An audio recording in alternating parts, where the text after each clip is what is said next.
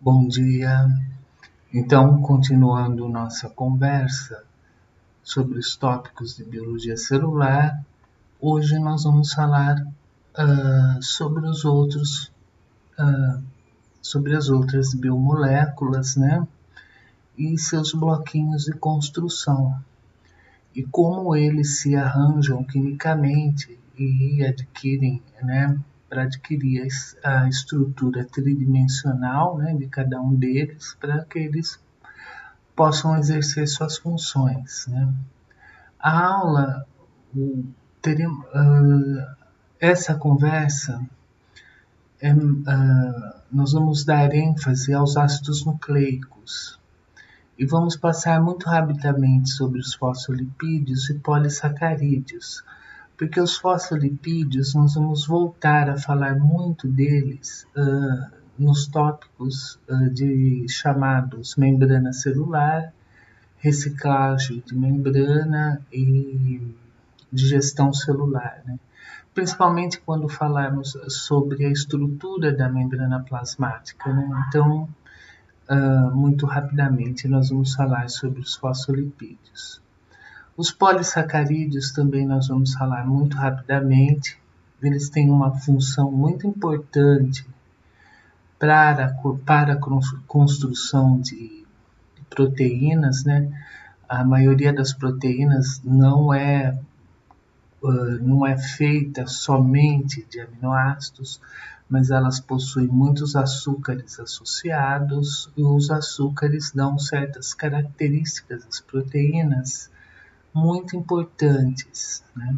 Eles são moléculas informacionais, como nós dizemos, e não só estocam energia na forma, né, de ligações químicas, mas também associado às proteínas, eles produzem informações importantíssimas. Um exemplo da capacidade informacional dos açúcares ligado às proteínas são nossos grupos sanguíneos, que nós vamos ver mais adiante, tá bom? Então vamos lá? Bom, então tanto o DNA como o RNA são formados por bloquinhos de construção que são chamados ácidos nucleicos, tá bom? Na minha época ainda se acentuava o ditongo aqui. Os ácidos nucleicos podem ser de dois tipos: o ácido desoxirribonucleico, que compõe o DNA, que é aquela nossa biblioteca, né, que compõe, né, todas as informações essenciais para a construção de outra célula, né, e o RNA, que fica naquela função intermediária entre ler, traduzir, né, o DNA, né, transcrever o DNA e transformá-lo, essa porção transcrita do DNA, essa cópia de trechos do DNA, numa proteína funcional. Isso se chama tradução. Né? Como nós repetimos várias vezes, eu acho que nas outras aulas. Né? Bom, o que tem em comum os ácidos nucleicos? Todos possuem bases nitrogenadas, né? Tanto o RNA quanto o DNA. Eles possuem também um açúcar de 5 carbonos, então uma pentose, né? Nós chamamos penta, quer dizer 5, né? Então eles possuem um açúcar de 5 carbonos e um grupo fosfato. Então esse aqui é um nucleotídeo, né? A diferença entre RNA e DNA é que uma das bases do RNA é a uracila e que não existe no DNA. A base no DNA nós temos a timina. O que é interessante saber, isso aqui é extensamente estudado, né, para vestibular, aí no colégio, quando você sai do colégio. Porém, nunca se entra, né, no questionamento por que o RNA possui uracila e não timina. Então, vou deixar isso para vocês pesquisarem e e darem uma resposta, né? Lembrando que a citosina ela pode, por meio de processos químicos, se transformar em uracila, tá bom? Por um mecanismo químico, etc., ela pode vir a se tornar uracila. Então, estou dando uma pista para vocês.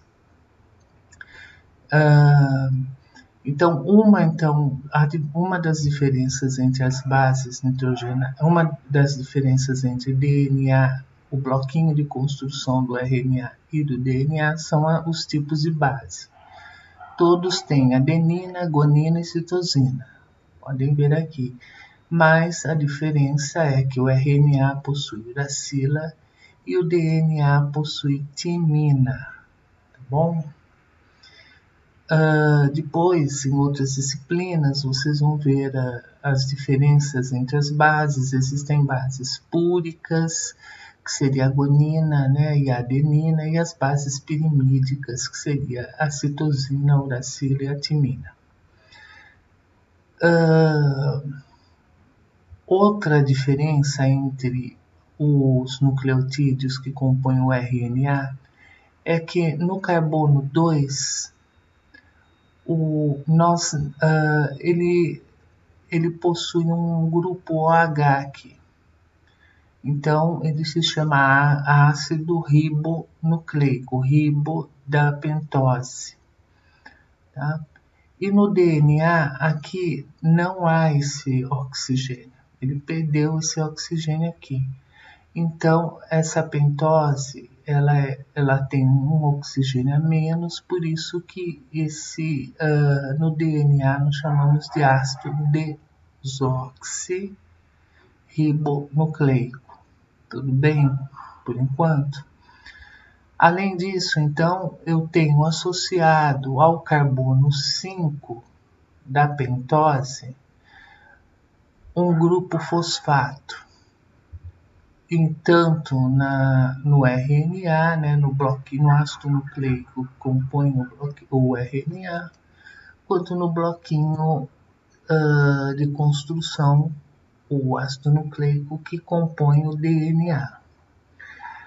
Então, repetindo, os ácidos nucleicos são formados por uma base nitrogenada, por uma pentose e por um grupo fosfato.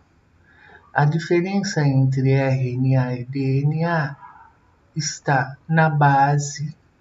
O RNA possui uracila e não possui timina, e o DNA não possui timina e possui uma base nitrogenada, e o DNA não possui uracila, e possui uma base nitrogenada timina. Além disso, novamente aqui a pentose, do RNA, ela possui dois grupos aqui OH, e o DNA possui somente um grupo OH, tendo um oxigênio a menos. Então é uma desoxirribose. E ambos possuem um grupo fosfato aqui. Esse grupo fosfato é muito importante para se ligar estruturas aqui, que depois vocês verão com mais propriedade em outras disciplinas aqui, que se chamam estonas. Então, basicamente, o bloquinho de construção do RNA é composto de 3 componentes, o do DNA também, com algumas diferenças entre eles. Aqui nós vemos como se ligam as moléculas de ácidos nucleicos entre os monômeros, né, as moléculas de ácidos nucleicos, que são monômeros, como elas se ligam entre elas, né? São por ligações covalentes, sempre do carbono 1, 2, 3, 4, 5 ao carbono 3 da pentose seguinte. Nós já vamos falar isso. Nós já vamos entrar nós já vamos detalhar isso daqui mais para frente. Lembrando que se conta o número de carbonos em química no sentido horário. Então, esse é o carbono 1, esse é o carbono 2, esse é o carbono 3, esse é o carbono 4, esse é o carbono 5. Essa pentose aqui está representada de uma forma para ficar mais didática a compreensão da estrutura do DNA. Então, este carbono 5, tanto do RNA quanto do DNA, vai se ligar ao carbono 3 da pentose seguinte. Então, né, como nós costumamos dizer, o sentido da vida, ou seja, o sentido das ligações entre os aminoácidos sempre é do carbono 5 de um nucleotídeo com o carbono 3 da base do açúcar da pentose do nucleotídeo seguinte. Então, aqui, carbono 5 ligado ao carbono 3, carbono 5 ligado ao carbono 3 e assim vai. Tá bom? Então, vamos para o próximo slide.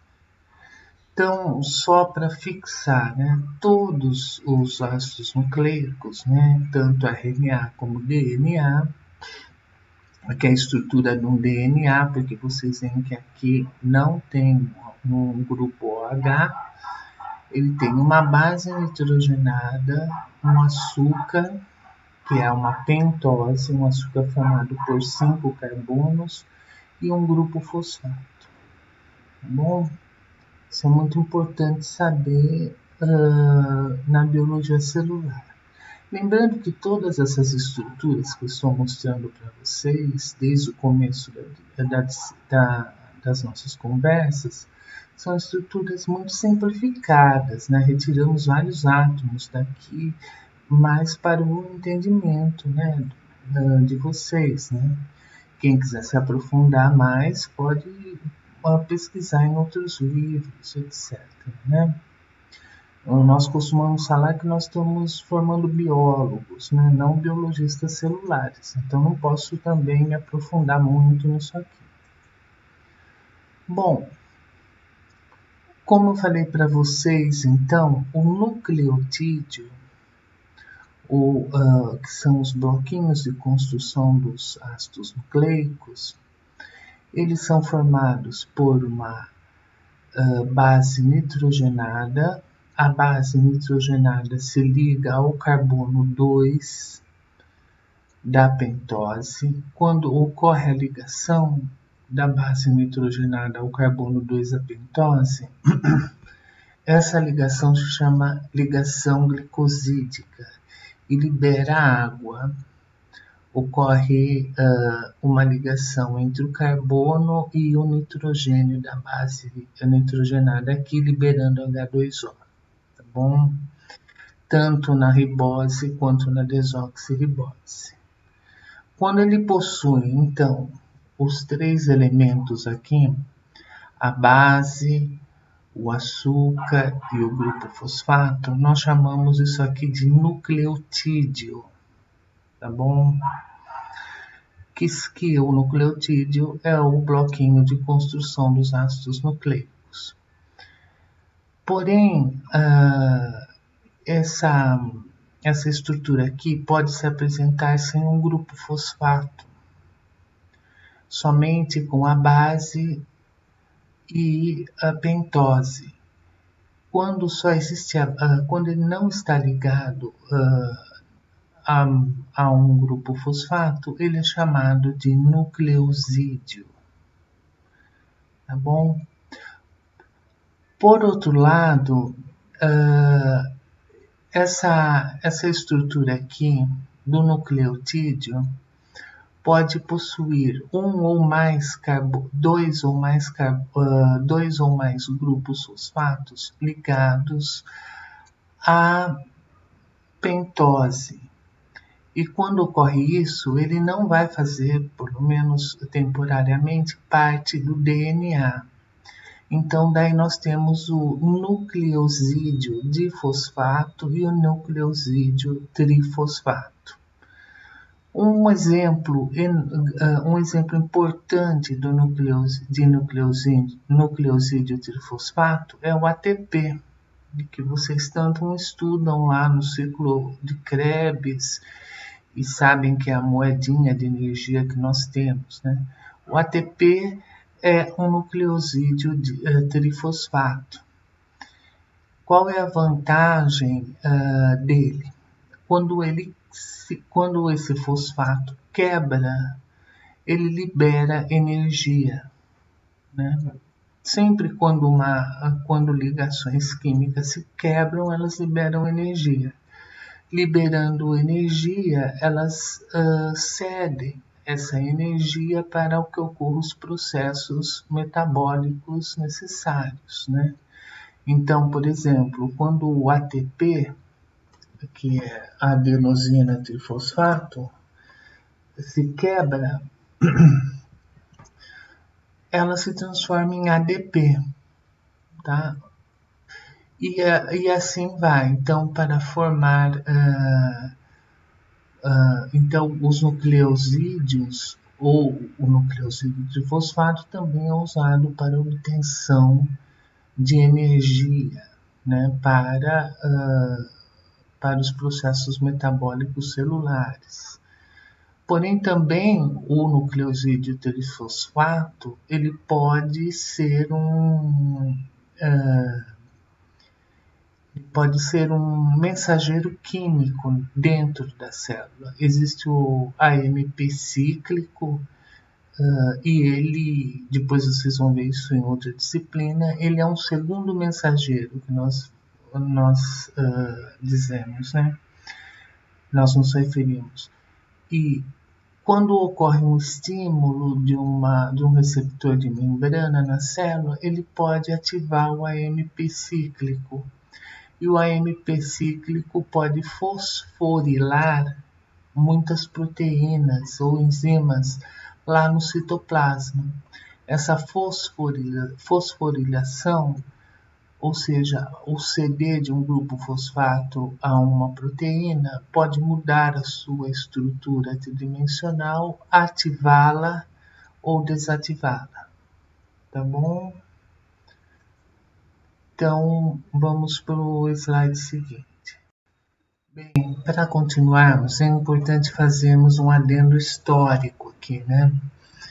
Os descobridores da estrutura tridimensional do aminoácido, dos ácidos nucleicos, foram Watson e Crick, né? Um americano e um inglês, né?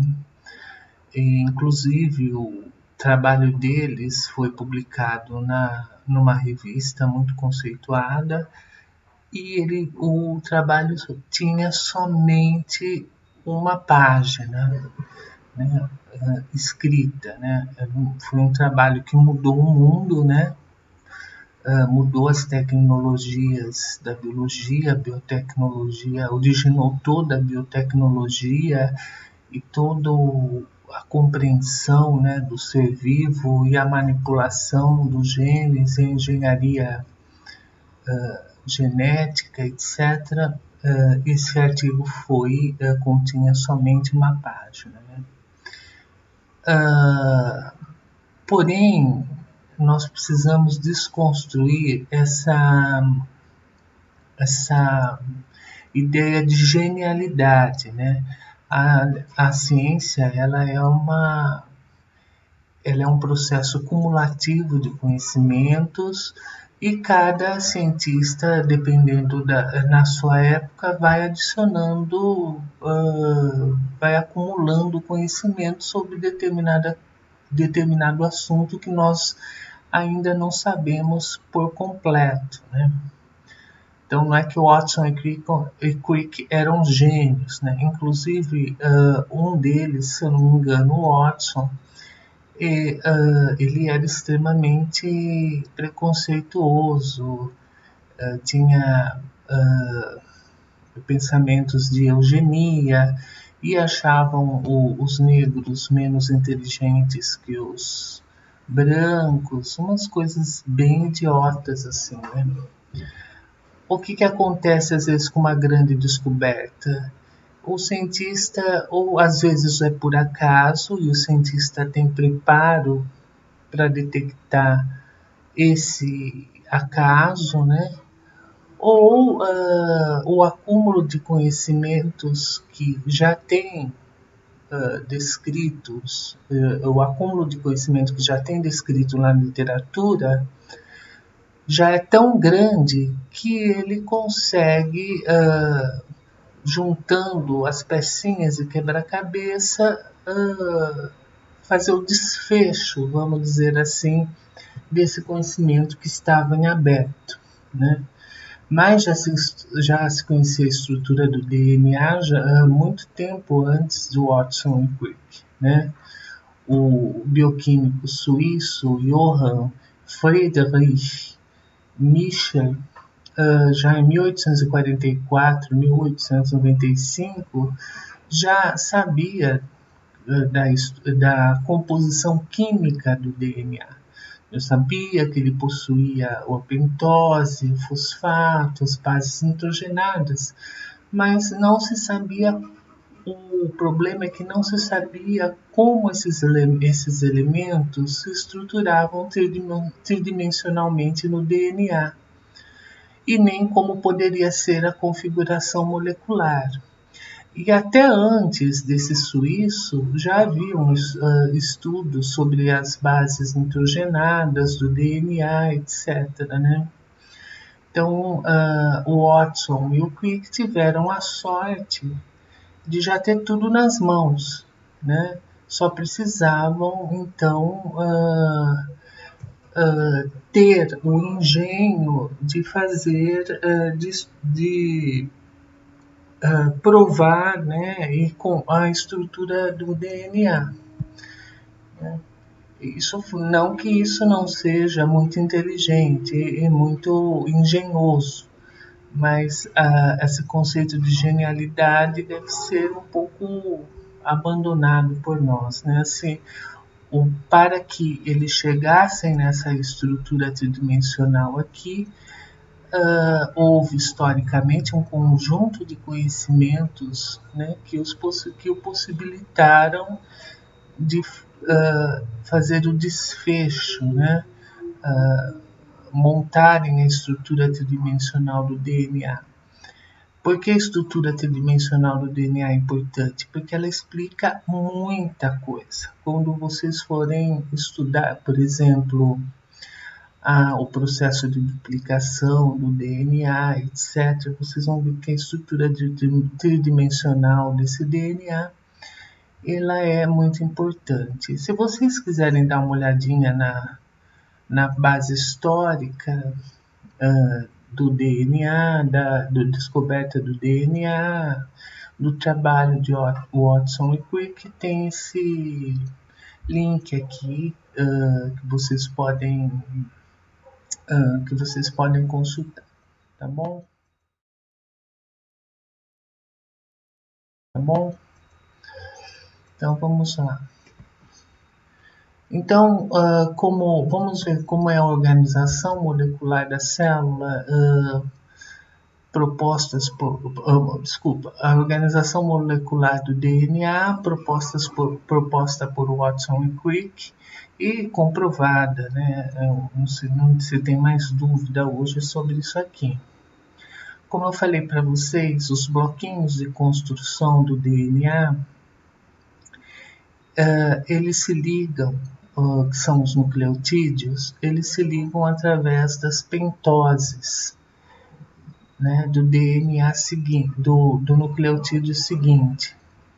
Então, o carbono aqui 5 dessa pentose se liga ao carbono 3 dessa pentose seguinte aqui.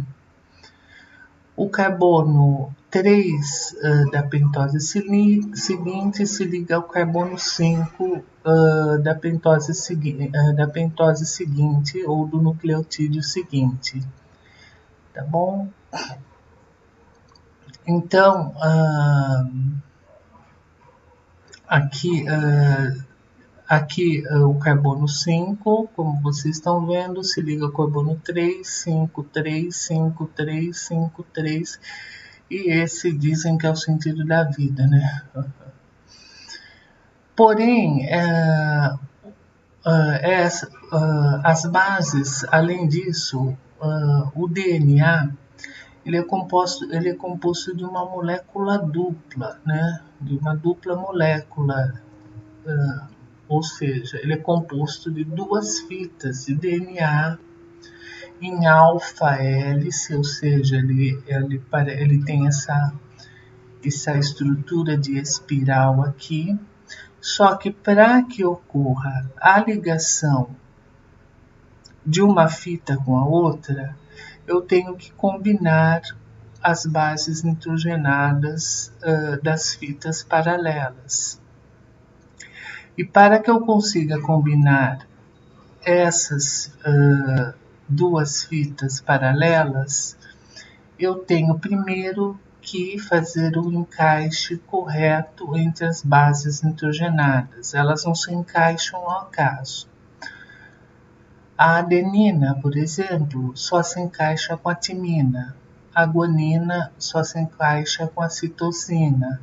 A citosina só se encaixa com a guanina, e assim vai.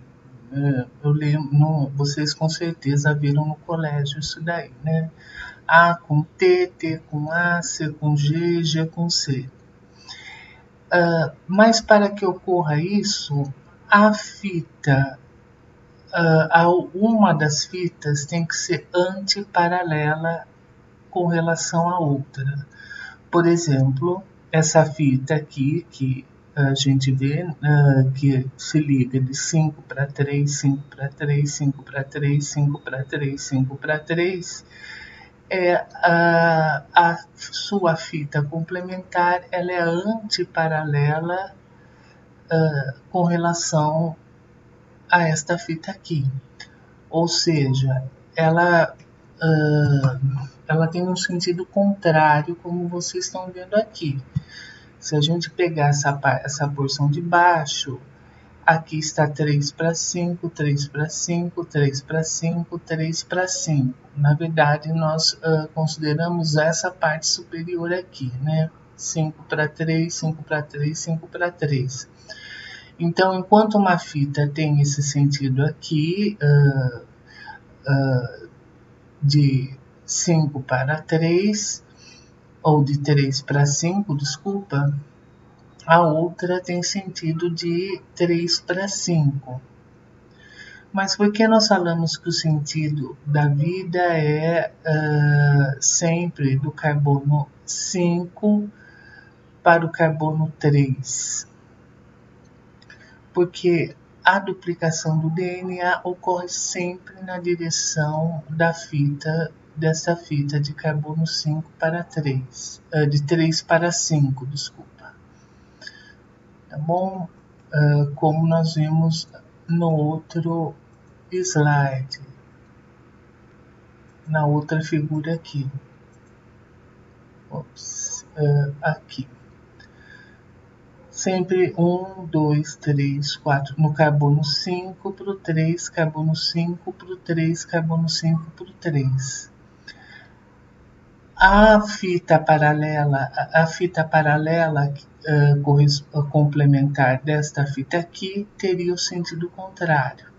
Carbono 3 para 5, 3 para 5, 3 para 5. Só que a duplicação do DNA ocorre no sentido 5 para 3. Tá bom? Além disso, o tamanho e as características físico-químicas das bases nitrogenadas só permitem esse tipo de combinação aqui. E para que essas bases nitrogenadas que se ligam aqui consigam né, fazer essa ligação aqui, o DNA precisa ter essa estrutura dimensional, como vocês estão vendo aqui, porque senão não cabe as bases nitrogenadas no meio do DNA. Então é por isso que ele possui essa estrutura de alfa-hélice, como vocês estão vendo aqui. T e A fazem uma dupla ligação, é uma ligação não tão forte quanto C e G, que já tem 3 ligações aqui, como vocês estão vendo aqui. E essa ligação das bases nitrogenadas são, em grande parte, responsáveis pela configuração helicoidal do DNA. Tá bom? Vamos lá. Então, aqui, para não ficarmos bem, para fixarmos bem, né? Então, tanto o DNA como o RNA, ele possui uma base, uma pentose, né, que é um açúcar, e uma base nitrogenada, né, que pode ser a adenina, a guanina, a citosina ou a timina, além do grupo fosfato, né, que está representado em verde aqui, tá bom?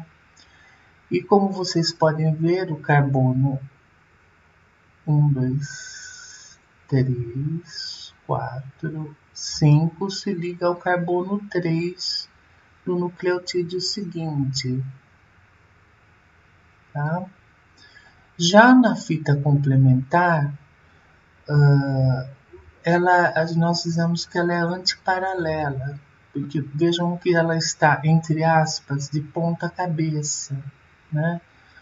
Então, mas mesmo assim, o carbono 5 aqui se liga ao 3 daqui. O carbono 5 aqui se liga ao 3 daqui. Só que ela está de ponta cabeça. Então, uma fita vai ter sentido 3, 5, e a outra fita, que é a antiparalela, 5, 3. Não há como formar a fita de DNA, a fita dupla de DNA, se uma delas não for antiparalela. E se também não ocorrer essa ligação específica de bases nitrogenadas. Vamos lá. Bom, então como vocês estão vendo aqui, a formação do nucleotídeo, né? Aqui está se ligando uma adenina a esse nucleotídeo.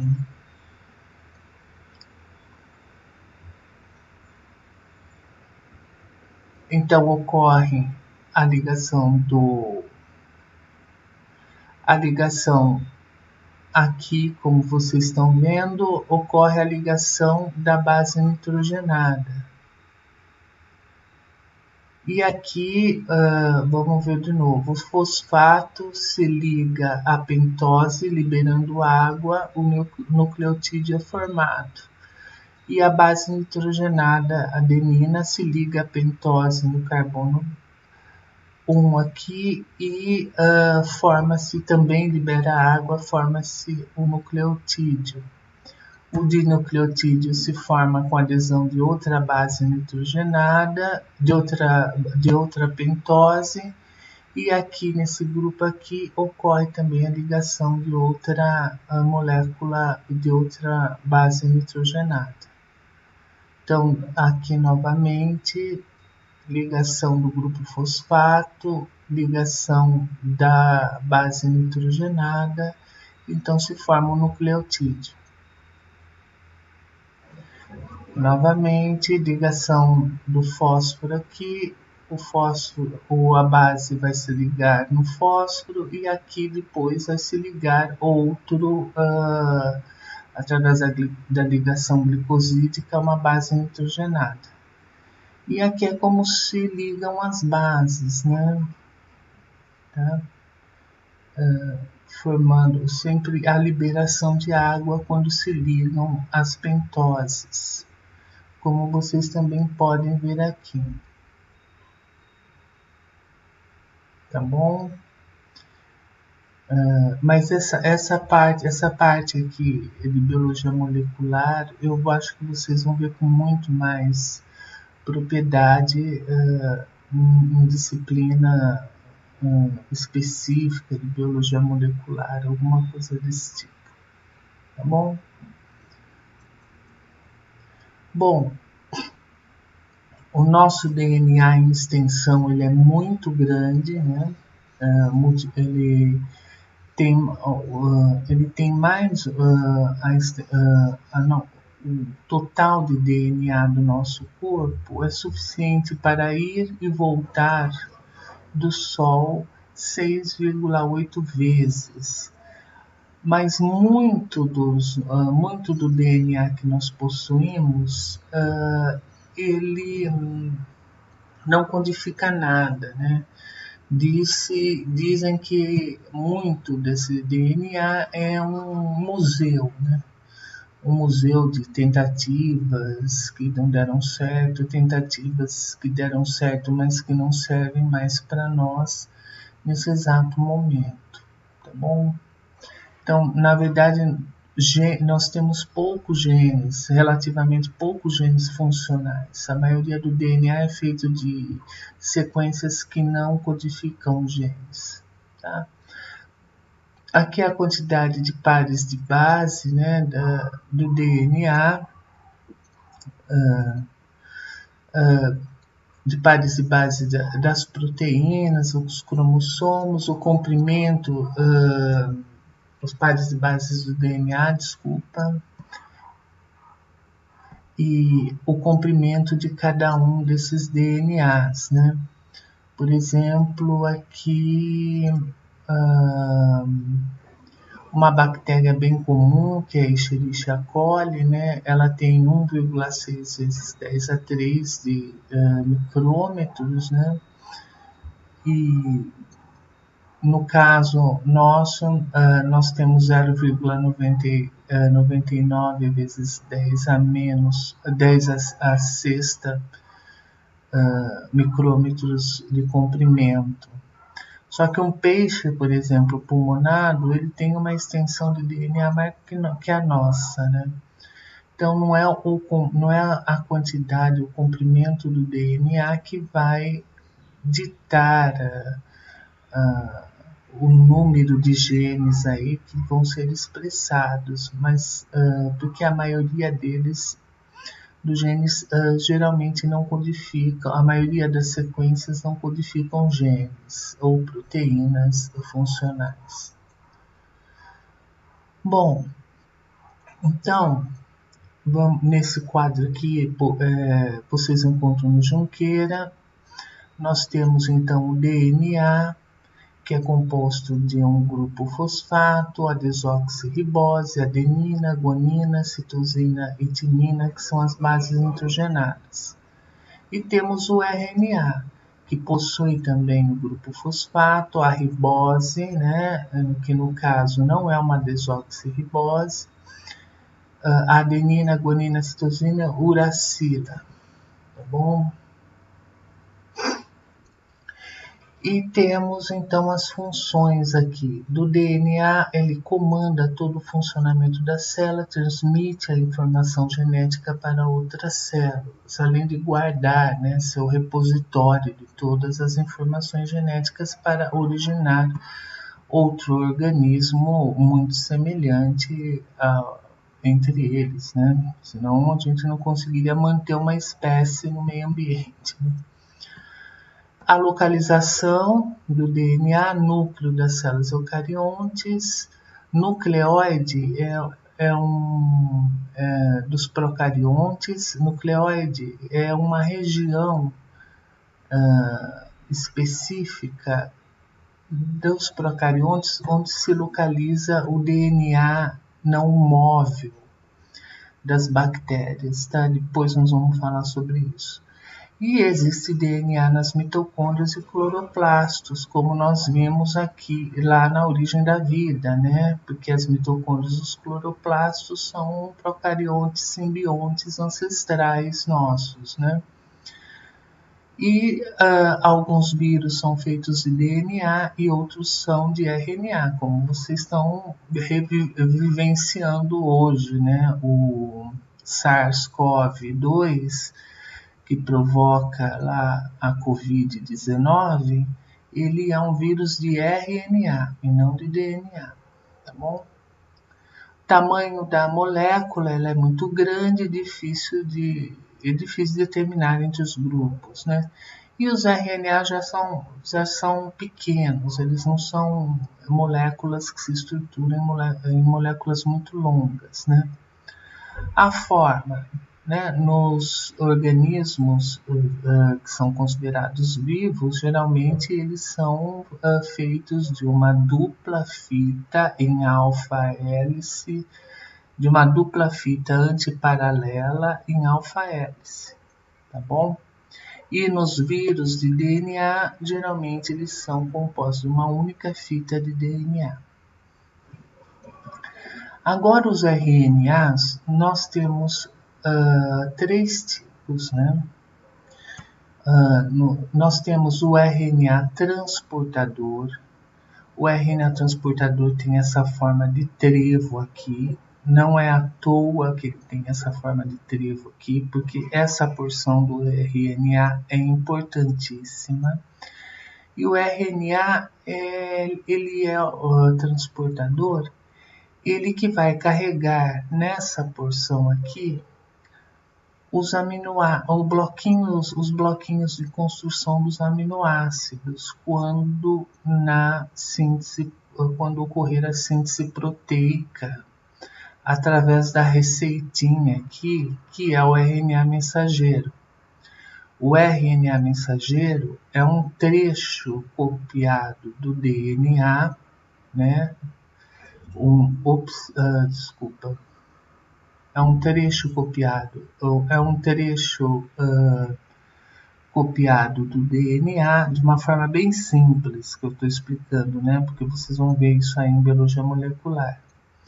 Esse trecho é uma fita complementar do DNA, de uma fração do DNA, uma fita única. Lembrando que RNA não tem timina, onde tem timina vai ter uracila, né?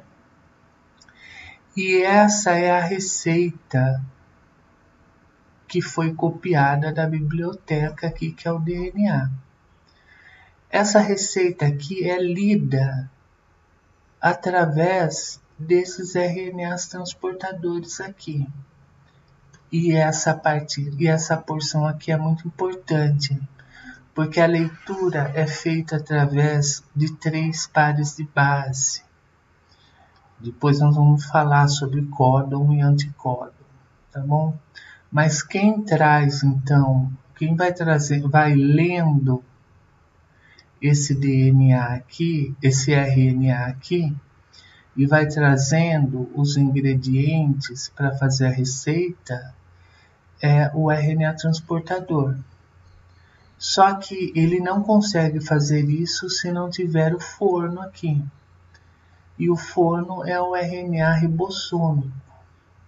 O RNA ribossômico possui 2 porções que formam os ribossomos, né? A subunidade maior e a subunidade menor. Aqui existem enzimas para que ocorra a ligação peptídica, né? Com a liberação de água. Essa ligação peptídica, apesar de ser covalente, ela necessita de enzimas para que ocorra a retirada de oxigênio e hidrogênio e facilite a ligação covalente entre os peptídeos. Então, o ribossomo vai percorrendo essa fita a cada 3 pares de base, ou seja, a cada 3 nucleotídeos, e o RNA vai trazendo, de acordo com os três pares, com as três tipos de pares de base, o aminoácido correto. E o aminoácido vai se ligando por ligações peptídicas aqui, formando uma fita. Então, nós temos o DNA, nós temos o RNA transportador, o RNA mensageiro e o RNA ribossômico. O RNA transportador transporta os aminoácidos, unindo seu anticódon ao códon do RNA mensageiro. Códon é três pares de base do RNA mensageiro, três sequências, né, de aminoácidos, que têm que ser complementares ao RNA transportador, ou o RNA transportador tem que ter aqui nessa porção aqui, três pares de base complementares a esses três aqui do RNA transportador, do RNA mensageiro.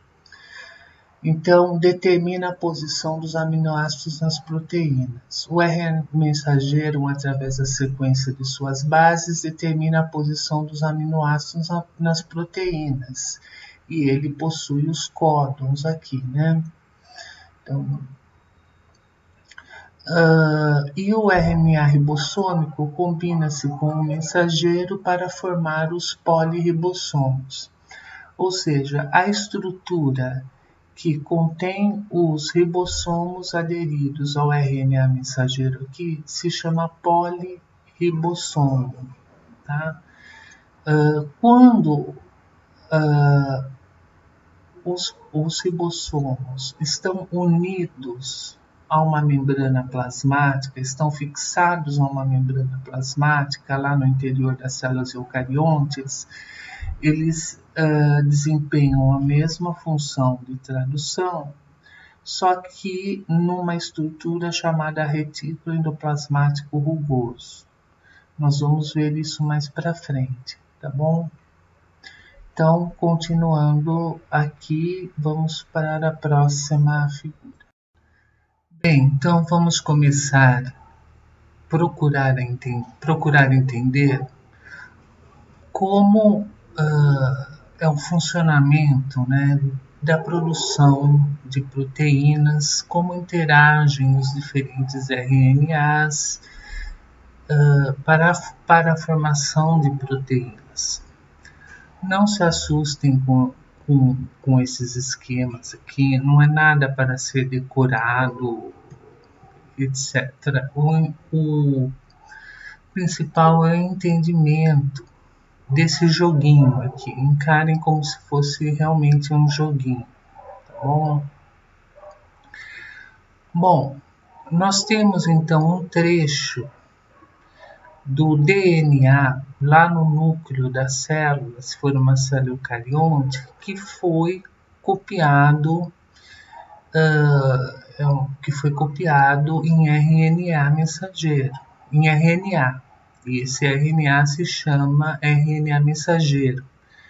Então, essa receitinha de bolo que tinha lá no DNA, dessa receita de bolo que tinha lá no RNA, nós copiamos a receita, porque, como foi falado para vocês, as receitas que são os genes, na verdade, né, as receitas que tem no DNA não podem sair do DNA. Bom, então, copiada a receita, que é o RNA mensageiro, ele possui todos os passos e quais os ingredientes aqui para se fazer um bolo, vamos supor, né? E esse RNA mensageiro, então, vai ser lido por essa estrutura de RNA ribossômico e proteínas que se chama ribossomo. Ele possui duas subunidades, uma menor, como vocês estão vendo aqui, e uma maior, que vocês estão vendo aqui. Além disso, ele possui dois sítios, duas porções, né? Uma que nós chamamos de sítio P e outra que nós chamamos de sítio A. Bem, esse ribossomo aqui, ele anda, ele lê o RNA mensageiro e ele anda ao longo do RNA mensageiro. Mas ele anda de uma forma específica, a cada 3 pares de base. Então, por exemplo, aqui ele está um par de base do RNA mensageiro é chamado códon. Então, nós temos aqui o códon A. O anticódon, que seria uma sequência que se ligaria aqui, teria que ser U. Então, nós temos diversos RNAs transportadores, não somente um, e o anticódon dele se localiza nessa região aqui. Por isso que eu falei que a forma de trevo era importante, né, anteriormente. Então, vamos nos fixar aqui. Então, eu tenho dois códons, o U e o AGC. Quando o ribossomo anda 3 códons, esse sítio A ele fica vazio, vamos dizer assim. Para que o RNA mensageiro complementar, que tem o anticódon, a esse códon possa se encaixar aqui no sítio A. Então, vocês veem que esse códon aqui, por exemplo, é UCG. E o RNA que vai se complementar aqui é o A, porque o com A, o C com G e o G com C. Esse RNA transportador que possui esse anticódon traz um determinado aminoácido, um determinado bloquinho de construção. Daí, neste sítio aqui, através de atividade enzimática, o RNA transportador que estava aqui e já tinha percorrido aqui o RNA mensageiro até o códon 5, já foi realizando aqui as ligações dos aminoácidos. Então, o RNA mensageiro vai trazer um novo bloquinho de construção de proteína, que é o aminoácido, e aqui dentro do ribossomo vai ocorrer a ligação peptídica, como vocês estão vendo aqui. Uma vez ocorrendo a ligação peptídica, toda essa fita aqui, que já tem o aminoácido 1, aminoácido 2, aminoácido 3, aminoácido 4, vai se ligar a esse RNA transportador. E esse RNA transportador aqui vai ficar descarregado e vai sair do ribossomo. E daí esse ribossomo vai andar mais um códon, ou seja, mais 3 pares de base. Ou seja, então o RNA transportador que estava no sítio A vai para o sítio P e o sítio A fica vazio. O sítio que está vazio, que seria o GUC, vai vir aqui um RNA transportador complementar a essa sequência aqui, do códon com o anticódon, que é o C com G, o C com G, o U com A e o C com G. O G com C, né, como vocês estão vendo aqui, o A com o U e o G com C. Então, daí esse RNA transportador está carregando outro tipo de aminoácido, né? e ele vai se ligar no sítio A, como aqui, e vai fazer a ligação peptídica aqui entre o último aminoácido que foi colocado nessa cadeia primária aqui.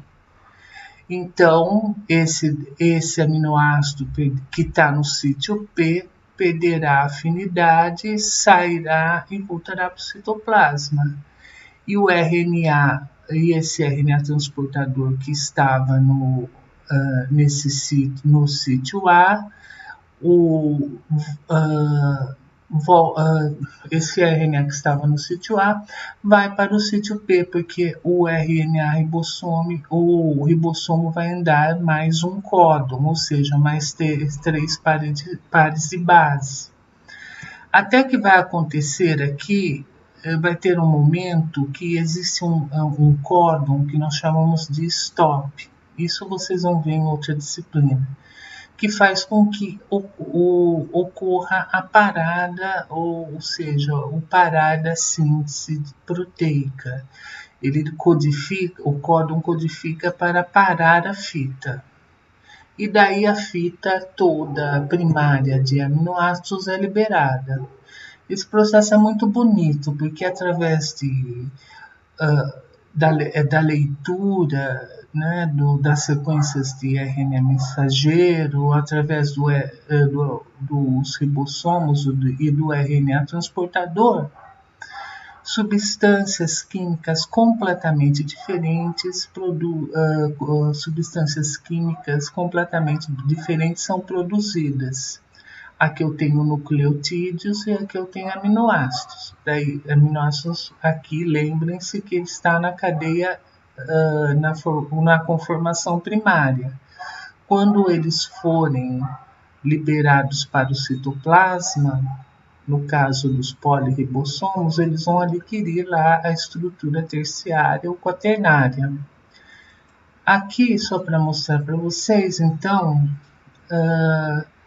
aqui seria o ribossomo, né, a unidade maior e menor. No caso aqui, vocês estão vendo que a fita vai crescer, essa fita de DNA, vocês estão vendo que está saindo aqui. Esse RNA ribossomo, esse ribossomo está aderido à membrana plasmática de uma membrana celular, do retículo endoplasmático, e a proteína, então, vai cair, vamos dizer assim, vai ser produzida para o interior do retículo endoplasmático.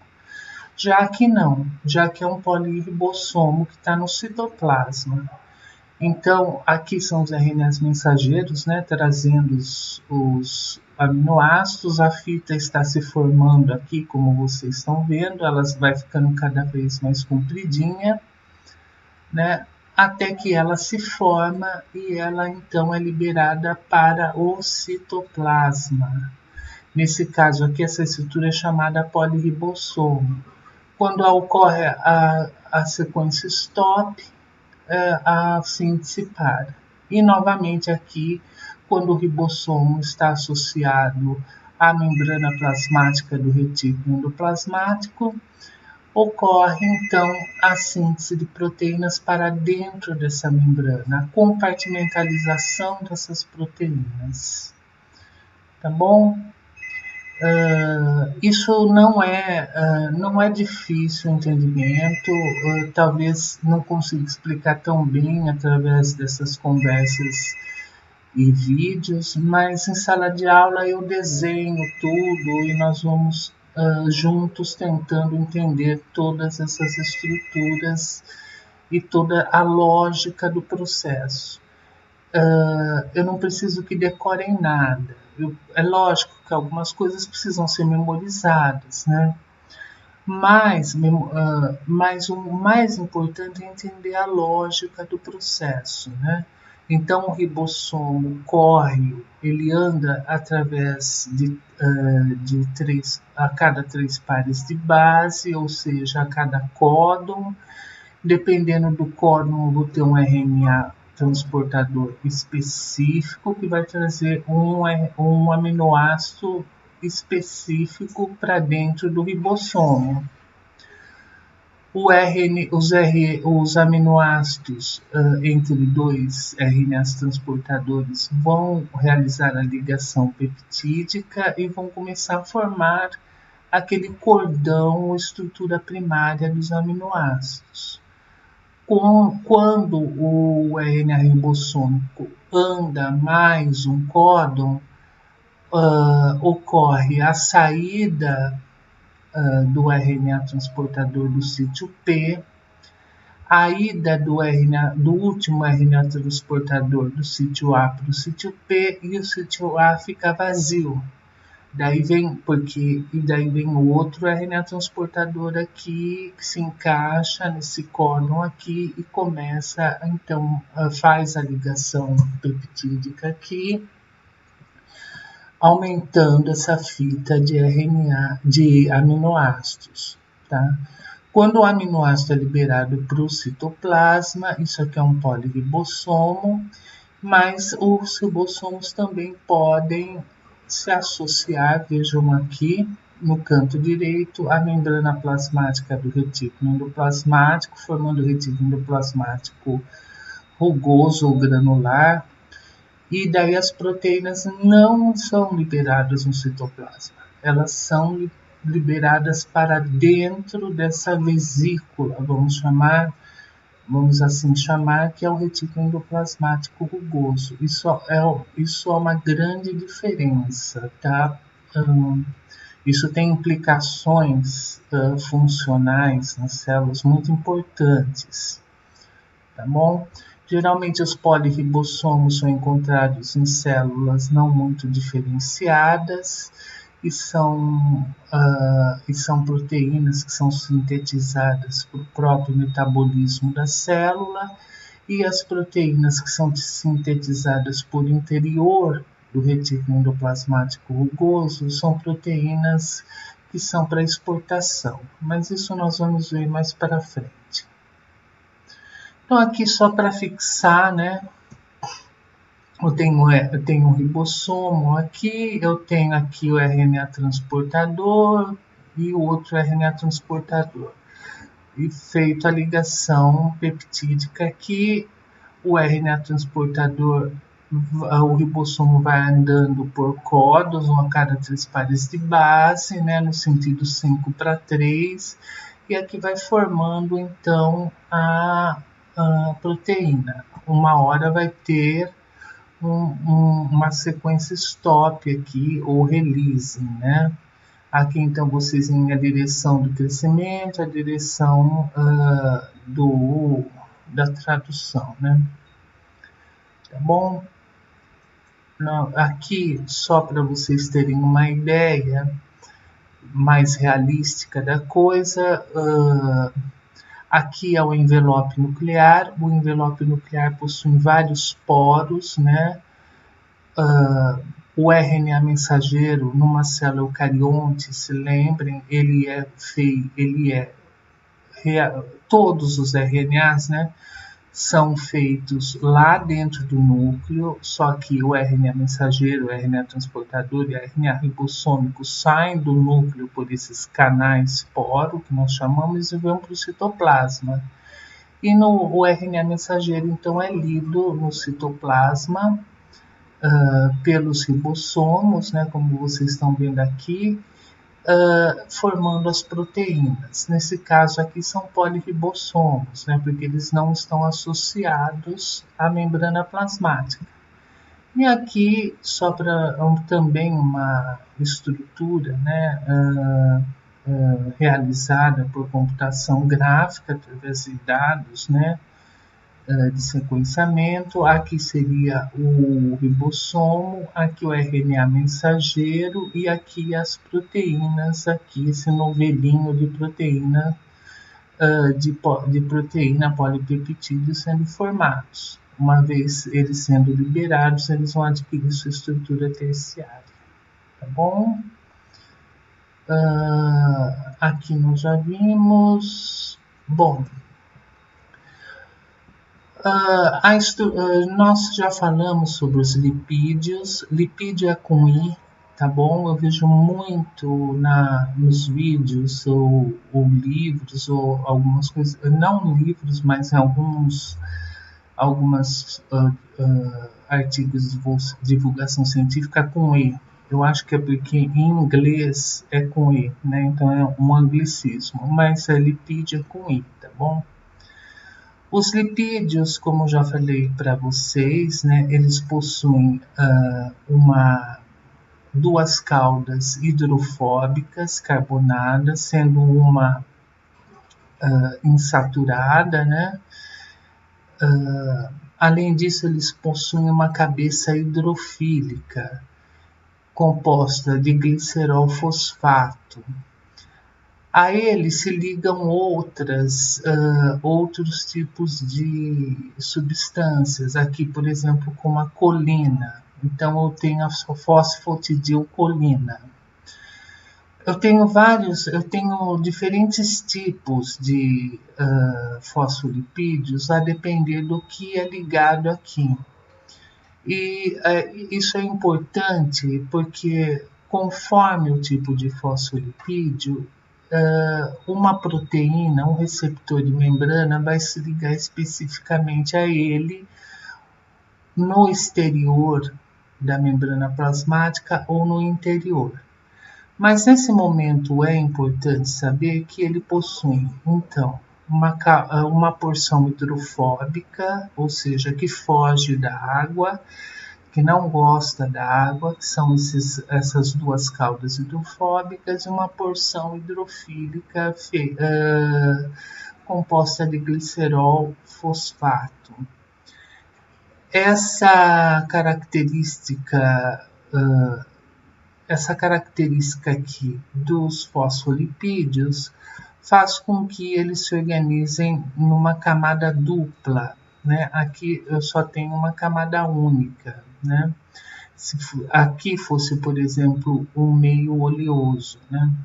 Eu teria aqui teria óleo, um óleo diferente do fosfolipídio, tá bom? Então, essa propriedade aqui dos fosfolipídios faz com que outro fosfolipídio se ligue aqui, formando a bicamada lipídica. Tá bom?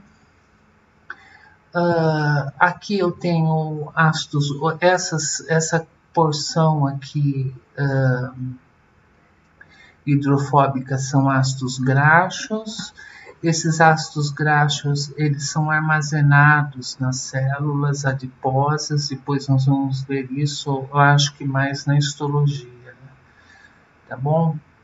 Então, sobre os fosfolipídios, para nós, o mais interessante é saber que existe essa porção hidrofílica e essa porção hidrofóbica para a formação da membrana plasmática, mas nós vamos entrar em detalhes maiores quando a gente for estudar a estrutura da membrana plasmática em nova conversa, tá bom?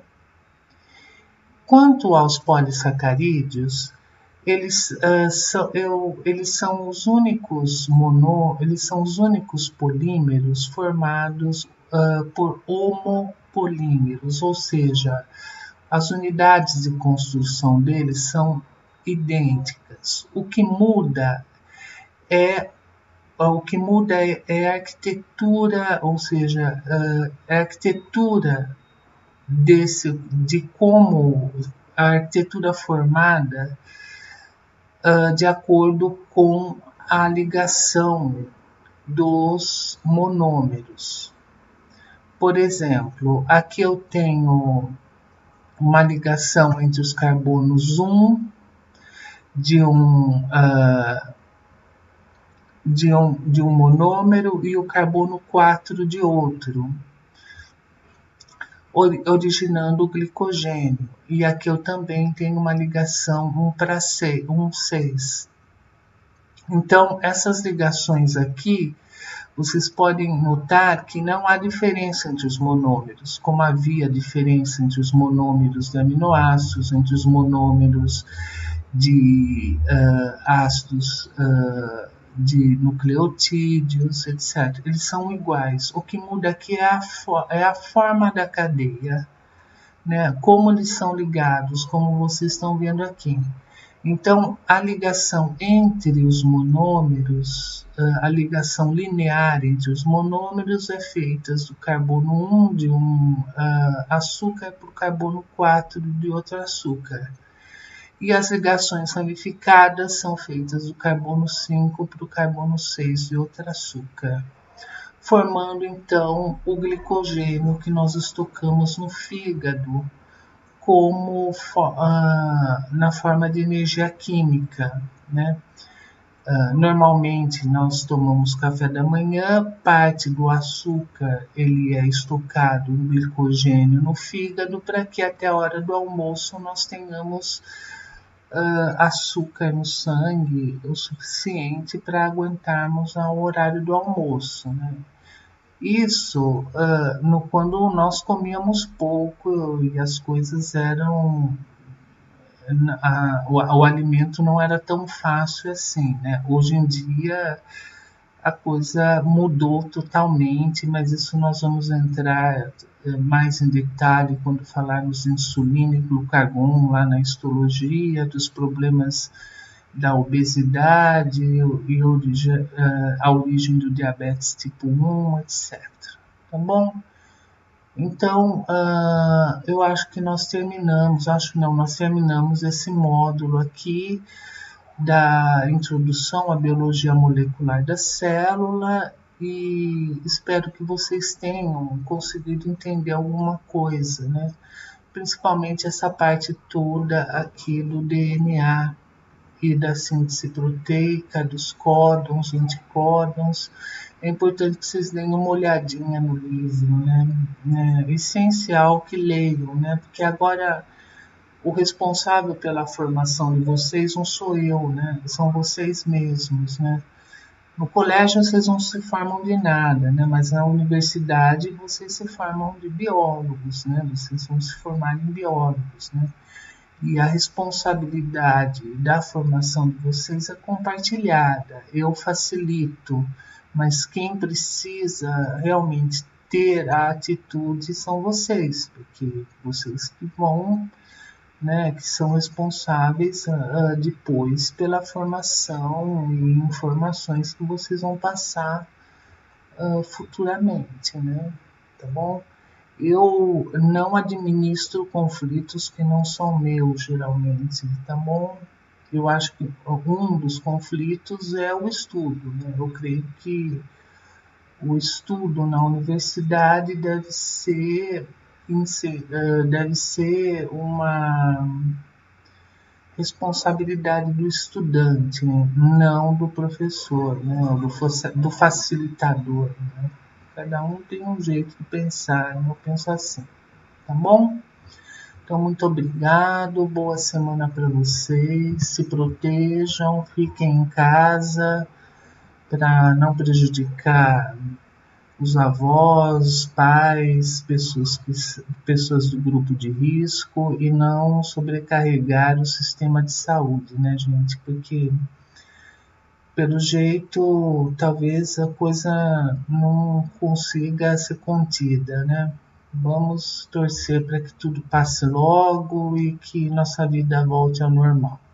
Enquanto não voltar ao normal, mantenham uma rotina, gente. Tentem pelo menos manter uma rotina, porque o isolamento ele é muito estressante e ele provoca muitos problemas, inclusive psicoemocionais, né? Tá bom? Muito obrigado pela atenção, desculpem de alguma coisa. Pessoalmente, eu trabalho bastante essas coisas em lousa, mas aqui nas nossas conversas por vídeo, eu estou tentando dar uma enxugada nas coisas, senão os vídeos ficam muito longos. Lembrando que vocês, pelo menos eu consultei o programa de vocês em ensino do colégio, consta muita coisa do que foi falado aqui. Aliás, consta como conteúdo programático, quase tudo que foi falado aqui, tá bom? Muito obrigado e até a próxima conversa. Fiquem bem. Se precisarem de alguma coisa, entrem em contato, tá bom? Obrigadão, abraço.